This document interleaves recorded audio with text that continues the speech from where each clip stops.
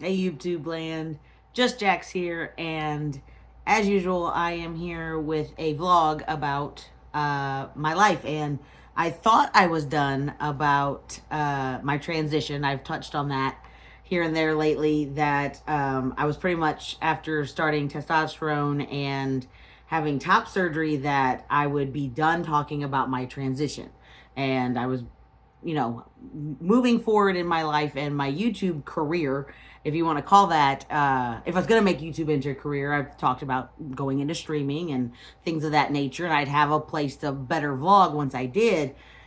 And that all's still going to plan, but now that it's July and Pride Month is over, I'm going to reflect on that because this year's Pride 2024 completely changed my life in a way that I never saw coming. And this video has been pushed back and pushed back and pushed back in a way to better encompass everything that happened during Pride, because every time I thought I was going to sit down and talk about it, something else changed within me in a good way. And I have a lot to talk about. Um, Before I get into that, this is one of the first videos that I'm going to push for people to watch. I've always made my videos for me, but if they helped other people, then that's fine. That's great. You take the information, please use it however you feel that it helps you. But the channel's always been for me, minus my ostomy videos, which are the first videos that I ever made because YouTube kind of saved my life in that process by sitting down with a nurse over the weekend before I got my ostomy and finding YouTube videos. Any question I had about an ostomy video, we punched in. And so I made those videos first. And I came to a point in my life where I was tired of not transitioning the way that I wanted to. And my transition was a very slow process. And I just started vlogging for myself. I would just find a place and a time, and I'd make an environment of what I could, depending on my living situations. And I would just sit and talk about whatever about my transition was bothering me or whatever. I don't remember the topic of every video. I haven't, I'm still doing that today where I just sit and talk and I upload whatever happens and I don't edit it. This video I have restarted 4 times though. Uh, uh, and this time I'm not going to restart it. But long story short, I am a product of my environment and the way I was raised, and I am an amazing human that is still in self-discovery mode at 44 years old. And so I'm going to ask that anybody that has come across this video, especially if it was sent to you, if it was, you saw that I asked you to watch it and you are a part of my life and know me personally, or just want to learn more about a unique human, I implore you to please watch this video in its entirety. Everything I say is opinion of my life and how I view myself and how I perceived things in my life to make me make the decisions that affected me the most. I am responsible for my own actions. I am responsible for how I took things at times to make me feel like I had to do things the way that I did. And it was a hard process and it took me longer to get here today. But if I wouldn't have done it the way that I did and things happened the way they happened, I wouldn't be here right now in this moment realizing exactly who I am for the first time. So here we go. I am having to play with my dog now real quick. Thank you, Rory. I am born and raised in Missouri. I am 44 years old this year. I was assigned female at birth, and a few years after I was born, my parents did divorce. And because of that, I was raised kind of in an eclectic way, I would put it. Family members, it took a village to raise us, and my siblings and I helped raise each other in our own unique ways. And because of our age differences, have very different experiences of how our childhoods were, but overlapped at times. And because of such an array of different people, I was very early on taught that it wasn't about blood, but blood mattered, but it also by proxy just whoever showed up for you is what mattered. And I learned something from everybody in my life, and gender being one of them, from everyone in different ways. So very much in the beginning of my life, it was just I was who I was. And things later in my life at 18, when I learned I was trans, made a lot of sense. That when the society pushes me into a box, I choose male. I am male.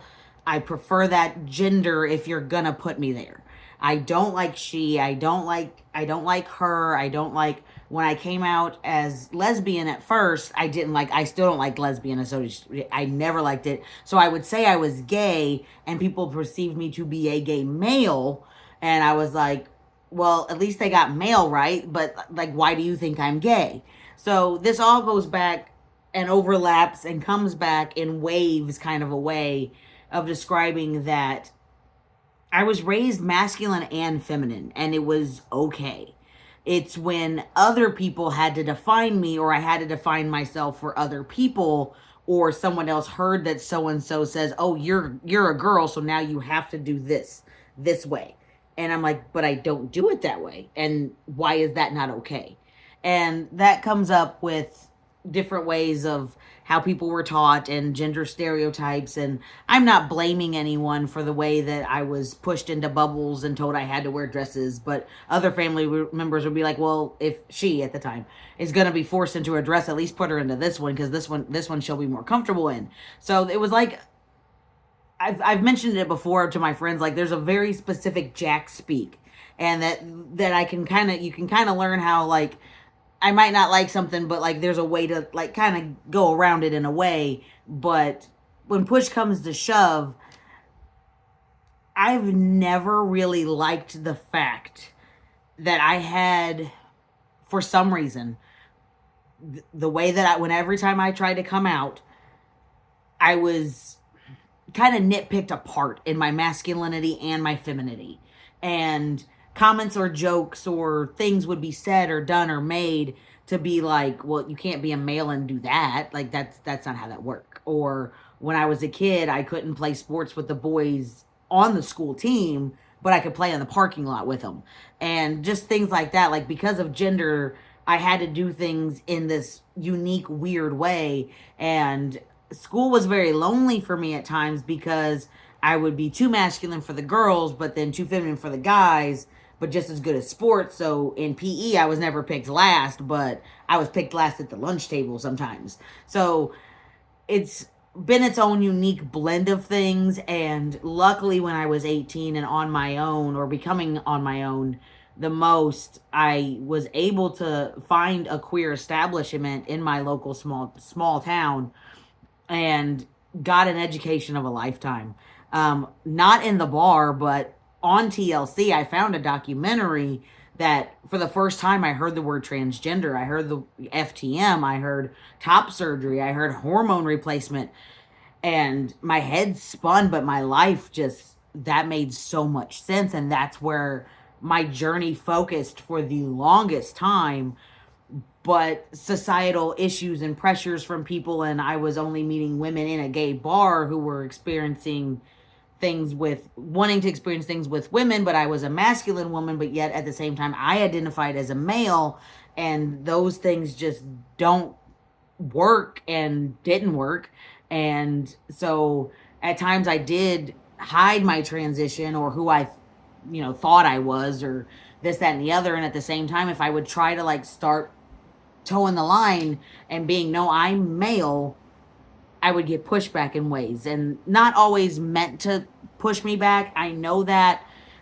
But at the same time, how I perceive things and how I take things, and I have to, do things in my way, I would hold back, and I would hold back. And I very, very, very much completely thought I could not transition unless I was on hormones, unless I could afford top surgery, unless I could do this, that, and the other. And that derailed me for the longest time, more so than probably the comments and things, because the comments weren't all the time, but it was enough to hold me back.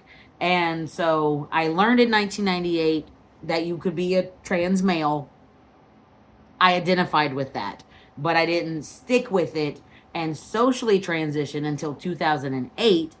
And that's when I asked family and friends, be like, hey, if you're still going to use the birth name, can it be in the privacy of your home? Can it be in the privacy of conversations, not with new people? Can you introduce me as?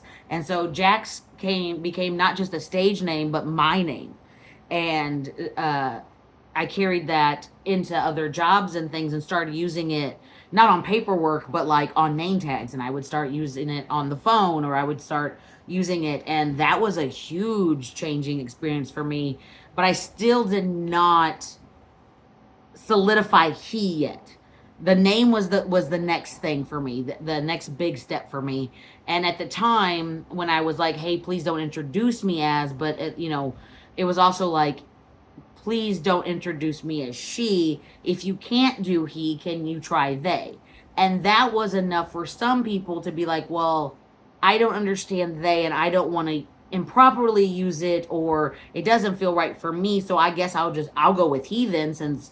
So that worked for a lot of people, and some people in my life still did use she, but those people knew that they had the right to, and that it was okay. And there was people within my queer community that like I would start seeing, outside of the bar, and we start being friends outside of the bar, and they could make certain jokes or make certain, gestures or certain things, and they knew I was comfortable with that. And other people would start correcting them and saying, no, it's not, you can't say, bitch or girl, or, and then I would have to correct them and be like, actually, they are kind of have seniority. And there was like an awkwardness, but like just like, oh, okay, cool, whatever. So there was still like a flow to my gender, but I very, very much in the back of my head always knew it was male, always. And then as society changed, and then like, there was like, taking care of yourself for men was finally cool and in, even though it like had to have a name, and like some people still made fun of it, but like I was like in this unique area to where like, pampering myself like I like to was still seen as masculine in a way, but not by everybody. So I was still able to float around in the maleness of my gender and still do things that were like self-care things that might for some reason be considered female by somebody somewhere, and put me back into a gender I don't associate myself with. And here we are again, all over again. And I've just been in this space, and I've always known who I am. I know who I'm comfortable being. I know that in certain spaces and around certain people, I am safe. And in those moments, I could express myself and be free and not think of anything until a comment's made. Until someone's like, "Oh, you're feeling fruity today." It was like, what can I just be me today? Why does it have to be something? Why is it gotta be something else? And even sometimes in my own community, there were comments made that would, what I call, pop my bubble. And like, I'm just living, just floating around doing Jack's things, and then someone's got to be like, "But why are you can't do that because you say you're this." And it's exhausting. Add every other thing I've ever mentioned about a transition, and then just add that to like every time you try to tell somebody who you are, you're told that's not correct in some way, somewhere, even once, just once. Have that happen to you, and imagine what that could do to your self-confidence. And so that life experience placed on me, I at times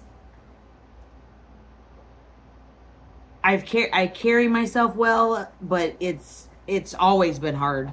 And I have to say that by being open and being honest and communicating about the struggles of myself and still staying true to, yes, like this is who I am, I have had so many people reach out to me and express who they are in their own ways privately before they ever continue or just figure out who they are. And every single one of you are a blessing in my life because you give me the strength to keep going when I don't want to keep going. And there have been times when I have dulled my shine and I have changed an outfit because I know I'm going to this environment, or I've changed how I walk, or I changed the way I talk, or I do this or that, especially when I get pegged female, and at times because I was getting perceived as a gay male. I don't understand it. I don't like I couldn't figure it out, and I felt like I had to become the most masculine version of the version of myself to pass as best as I could to be strong enough to be the man that I truly am today. And the longest short story short is because of this pride and the fact that a TV show comes to play into this is what it is. But I am a fan of the TV show Schitt's Creek, and it is a very prominent show in my life because of queer culture. It was a part of my wedding. It was a part, personally to me, of my divorce, and it is a beautiful, beautiful, well enveloped story that just tells so many little stories on top of each other, and they're woven very beautifully together. And there is queer culture in it. There are queer characters in the show. There's queer storylines, and it's some of the best writing I've ever seen. And the queerness in the show is very open and it's very out there. And at the beginning of Pride Month, in a Schitt's Creek fan group, there was anti-pride messages and things, and just I couldn't understand it. I could not understand it. And I was like, of all places on the internet, in a private or even public group about a TV show that had so much queer culture in it and so much like love each other for who you are and who you, there was hate against the queer community. And by day 3, I couldn't take it. So I made a post and I thanked the show and I thanked the writers, and I said all this, and I said that one of the characters, David, very much inspired me to keep living my unique life the way that it is, but at the same time, society makes me dull my shine. And I made my whole thing. And I posted it and I went along with my day. It kind of blew up a little bit. And it got to the point where I did it on a Monday. Mondays are my self-care days. I take care of my house. I take care of myself. I pay some bills and I do my thing. So I was doing laundry and I was like, oh, I haven't checked my notifications in a while. So while I was in the middle of doing laundry, I checked that post and scrolled and scrolled and scrolled to comments I had not read yet. And today, I checked today, and today, less than a month later, there's at least 263 comments from complete strangers and 2 friends. And only one comment could have been perceived as being hateful.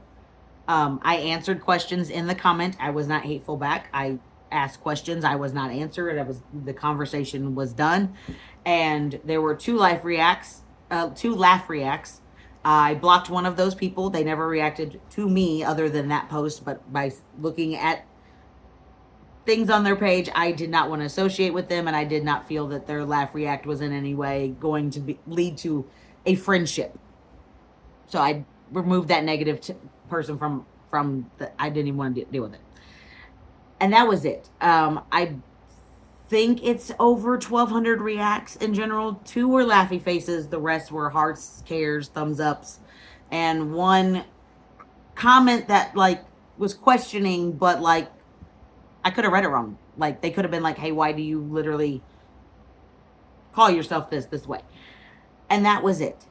And I broke down, sat on my floor, and just cried before I read it. Could even read the messages, and it came for days. And so it wasn't just 263 like right off the bat. That's just what it is like today. And it started something in me. It people were talking about their kids, they were talking about their nieces and nephews and their siblings, their parents, stuff. I was told so many little paragraphs of stories of other people, and just encouragement and love and support, and I still don't know how to handle all that. Like, it was just an experience that I still can't put into words. And it just started this process in me that will continue. And I'm here to talk about it right now. That, um, yeah, I will always go by he.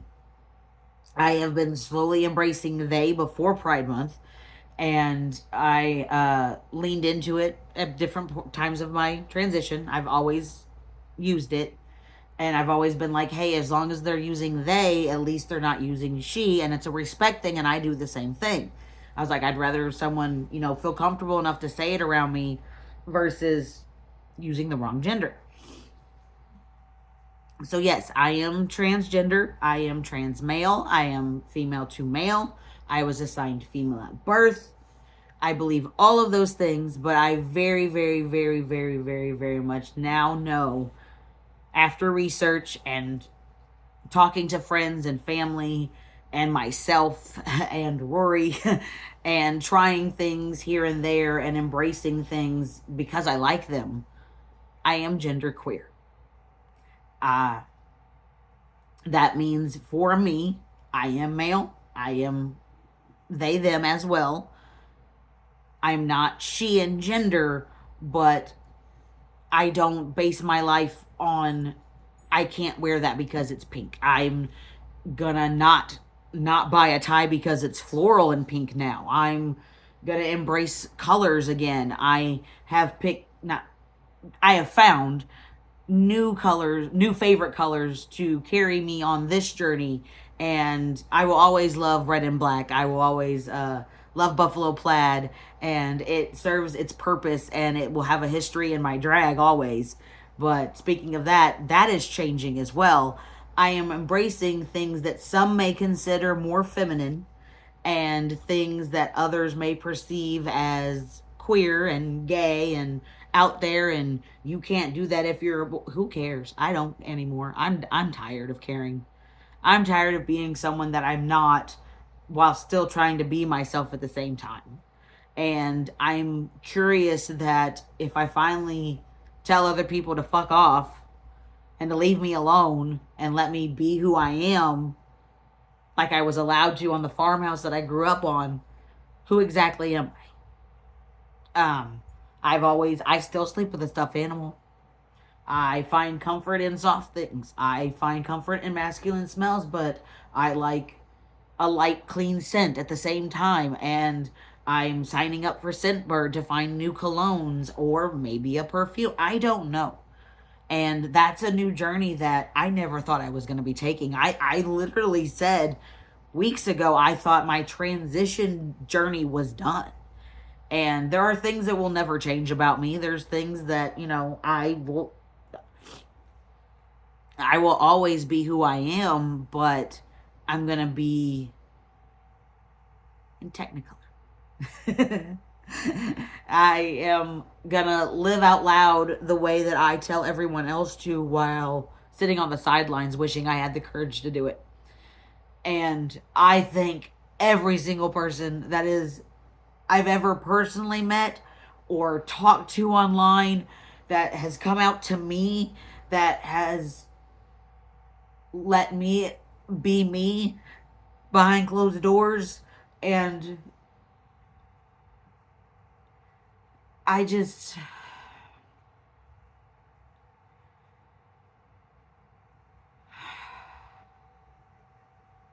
I'm just tired of living my life for other people so they will feel okay. And I have experienced more joy and more love and more acceptance this Pride Month than any other month of my life. That, like, I'm not saying I've never been given support or this, that, and the other, but I've had some private conversations with people. I've started talking about this process with some people, some strangers, one person within hours of meeting, some people I've known them 44 years and they didn't know they didn't know anything, and I didn't know anything in my own way. So, it's I haven't. Everyone has been so loving and so supportive that because of everything else that's happened in my life the way that it is, it's got to be too good to be true, right? To be able to talk about this and express what I've gone through and to cry with people and to get hug and to get loves and to talk about, let's literally go to the story. I can tell you the exact year I quit wearing fingernail polish. It was the year I had won something, a local contest in my town, so I know the year very well. And I wore thumbnail polish on both my thumbs out for an evening. And someone made a comment about how feminine it was for me as a male and a drag king to be out wearing fingernail polish. And I never wore it again. That I might have here and there, but I always took it off. And I never wore it outside of my house again. It was a one comment. Stack years and years and years, starting in childhood, about someone else seeing someone, that something in their life that brought them joy, whether it was me playing with a frog, whether it was me kicking a rock the way I kick a rock, the wearing of my brother's clothes, and I preferred to play dad when I played house. I was raised by my dad and my brothers. And the women in my life are all tough as nails and all tomboys in their own ways too. So, like, none of us wanted to wear a dress when we went anywhere. Like, it wasn't just me all the time.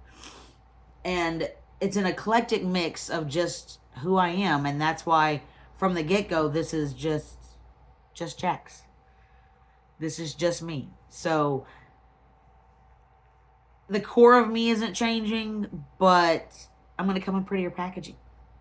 I'm gonna express things slowly and see what fits, just like gender this entire time, just like lesbian didn't fit, and well, gay male didn't fit, but then this, like, the version of Jax that I had to create to be that strong appearing cis straight male while still, living in queer culture.